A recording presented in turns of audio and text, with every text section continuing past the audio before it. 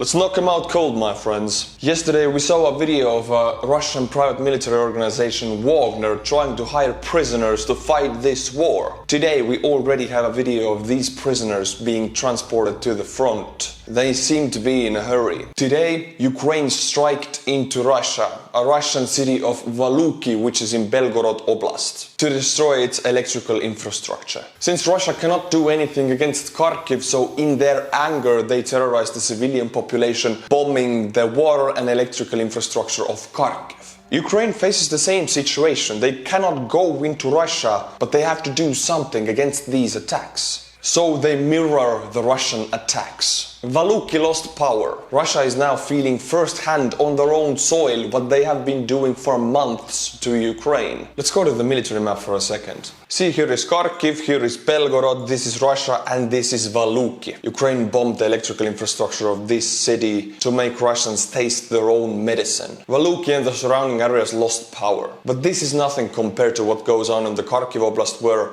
millions are without power. There has been no advancement on the northern front because Ukraine and Russia both, they're dealing with logistics right now. Ukraine prepared for this Kharkiv invasion for months with the aid of the USA. They prepared the logistics. The victorious assault takes months of preparation to ready the logistics, and this is what Ukraine is doing right now. We might not see advancement for some time because it needs to be prepared. In the southern front, Ukraine is still softening the battlefield. This also takes time and patience. Victorious and right assault is the one that happens in the right time. My friends, I want to read you 5 patron names. These are the people who have supported the channel, thus allowing me to do these videos. Alexander Sternberg, Stefan Borisov, Sinan Yetkman, this is a tough one. Elzbieta Radziejewska, this is another tough one. Janet Runyon. Thank you to these 5 people for supporting the channel. If you like what I do, the Patreon link is in the description below. Tier 10 and above, and I'll be butchering your name. Knock them out cold, my friends. Today, Russian propagandists called out the Russian military to attack and destroy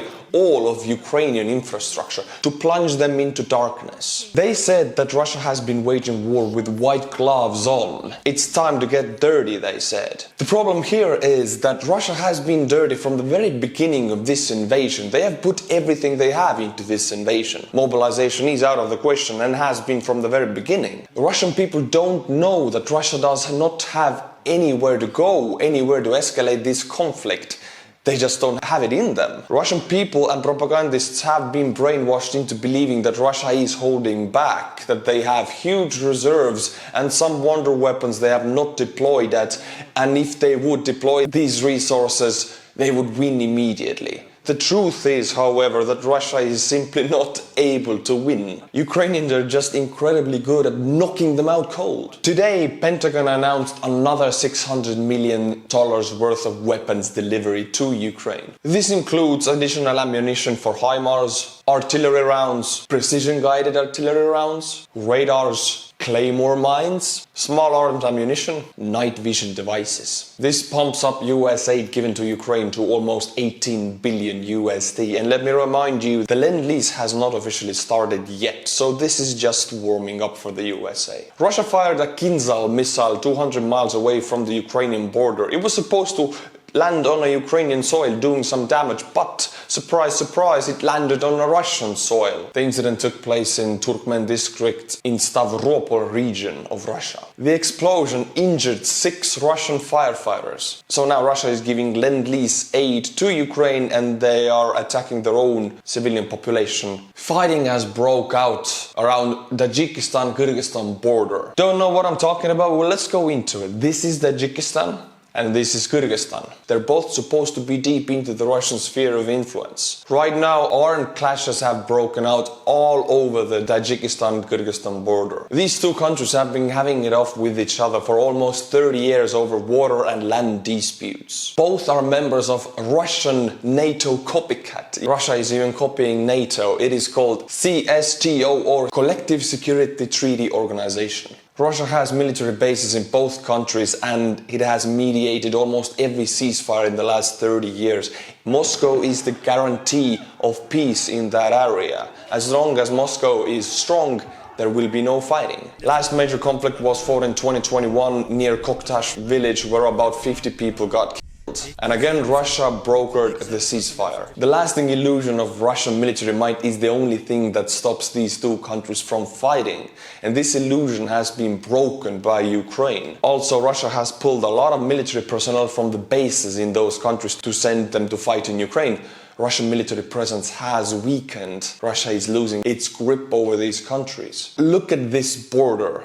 It has not been marked since the fall of the Soviet Union. It is a complete and total cluster F. Out of this fighting, we also read that Russia's NATO copycat CSTO does not work because it cannot even hold its own members from fighting each other. Second, Russia has the regional powerhouse cannot guarantee peace anymore. Putin is trying to pour some water on this fire. He met the Kyrgyzstan leader, but he was kept waiting awkwardly for 30 seconds. I mean, this has become a pattern for Putin. He's kept waiting multiple times now. But this is not the only conflict in the supposed Russian sphere of influence. Let's talk about Armenia and Azerbaijan. This is Armenia and this is Azerbaijan. This is Nagorno-Karabakh. Nagorno-Karabakh is strategically and historically very important to both nations. This is why they're fighting. They had their first war in the 1920s over this area, but then the USSR came swooping in and its strong military presence kept these two nations from fighting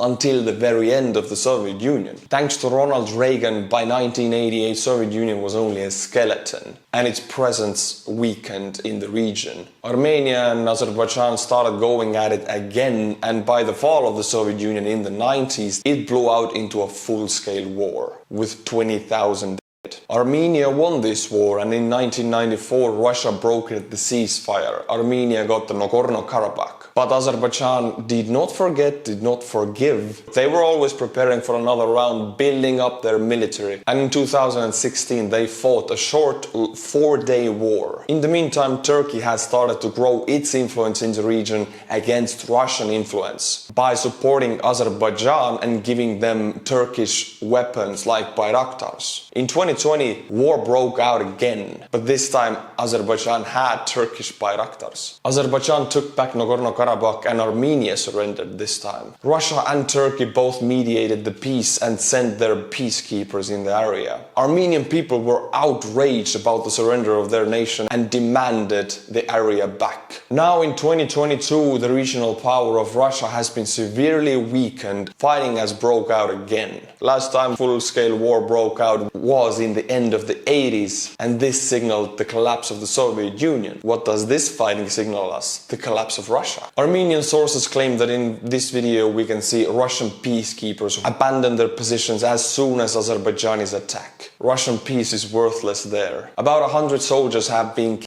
on both sides within a week by now. Fighting mostly happens around the border areas, as can be seen here. So we have fighting in Ukraine, we're fighting on the Kyrgyzstan and Tajikistan border, which are both part of Russia's NATO copycat, and we're fighting on the Armenian and Azerbaijani border. Fighting is happening all over the Russian sphere of influence, meaning that Russian security organization is crumbling. It is all coming tumbling down. I will keep you posted on what happens. Thank you for staying with me. If you like what I do, Patreon link is in the description below, as well as Knock 'em Out Cold merch. Until my next video, my friends, Slava Ukraini.